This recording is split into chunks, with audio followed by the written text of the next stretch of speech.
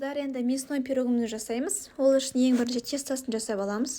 Тестасы осылай сүтімізді, суымызды, тұзымызды және де дрожжімізді қосып, жақсылап араластырып аламыз. Кейіннен 2 қасық сметанамызды қосамыз және де 1 жұмыртқаны қосып, жақсылап тұрып араластырамыз. Араластырып болғаннан кейін ұн қосамыз. Ұнды жайлап асықпай кезек-кезек қосатын боламыз. Сонда кішкене тестамыз әдемі болып ашып, ортасын барлығы әдемі болып піседі.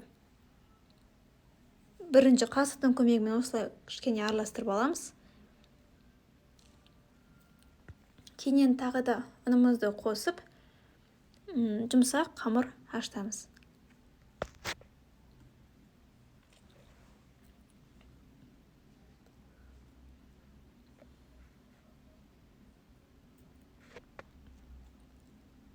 Енді қолымыздың көмегімен араластырып ашытатын боламыз, қыздар.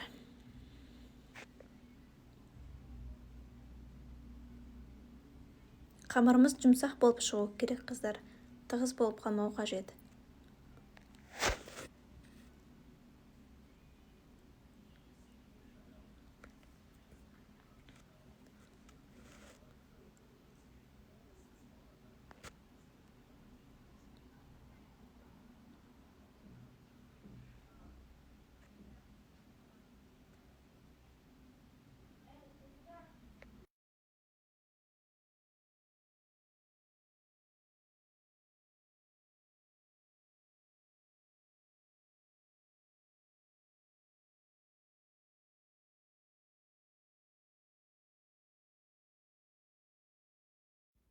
Міне, қыздар, осылай әдемі болып қамырымыз шығады.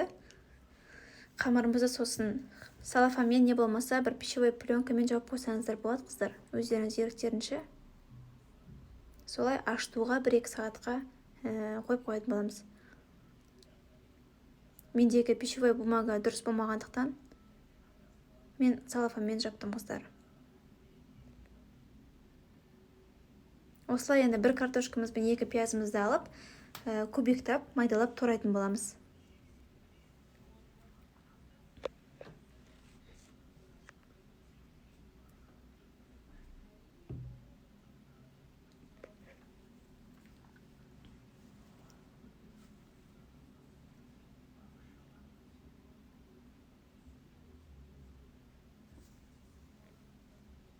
Картошкамызды турап алғаннан кейін, бір ыдысқа осы туралған начинкамызды саламыз.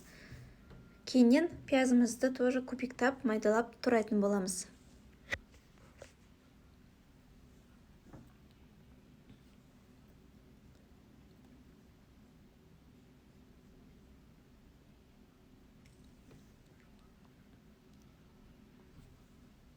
Пиязымызды ыдысқа салып, үстінен фаршымызды қосамыз, қыздар. Менде весовой фарш.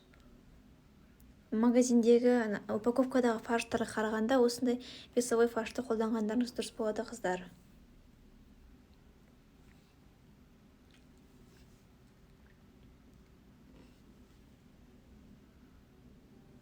Барлығын сөйтіп жақсылап араластырамыз. Оның үстіне тұзымызды, бұрышымызды, өзімізге ұнайтын приправаларымызды қосып, начинкамызды жақсылап тұрып араластырып аламыз.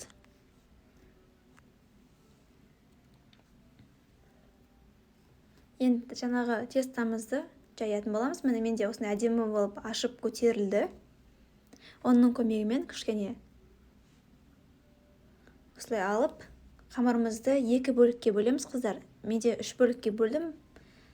Тағы да басқа нәрсе жасағандықтан соған 3-ші бөлікке алып қалдым. Сіздер 2 бөлікке бөлесіздер. Бір жейтін 1 бөлікті үлкендеу, 1 бөлікті сәл кішірек қыласыздар, қыздар.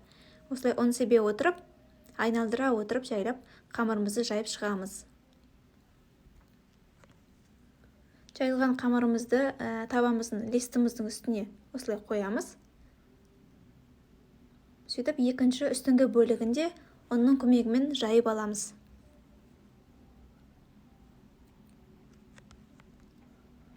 Қамырымызды жайып болғаннан кейін, фаршымызды, жаңағы начинкамызды тестаның үстіне орналастырамыз жақсылап тұрып.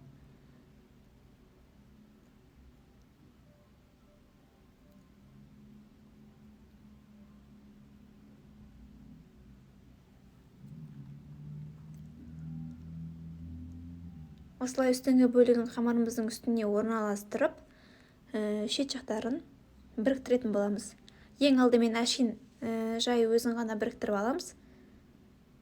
Бір-бір біріктіріп болғаннан кейін барып, қалауыңызша өрнек жасасаңыз болады қамырмен.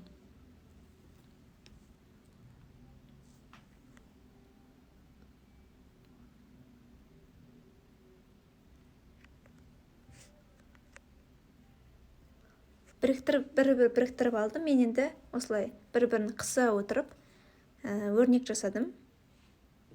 Сіздер де солай жасасаңыздар болады. Не болмаса, жай өзін біріктіріп пісіре берсеңіз де болады.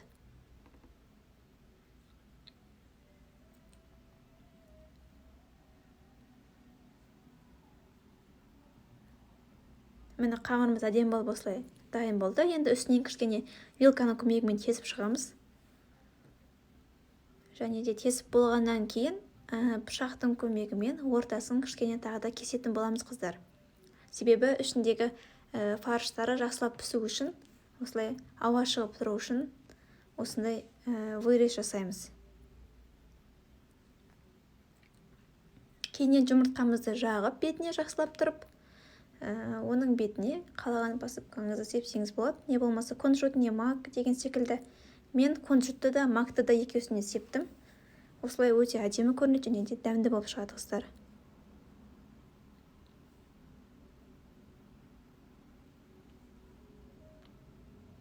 Енді қамырымызды пешке пісуге жібереміз.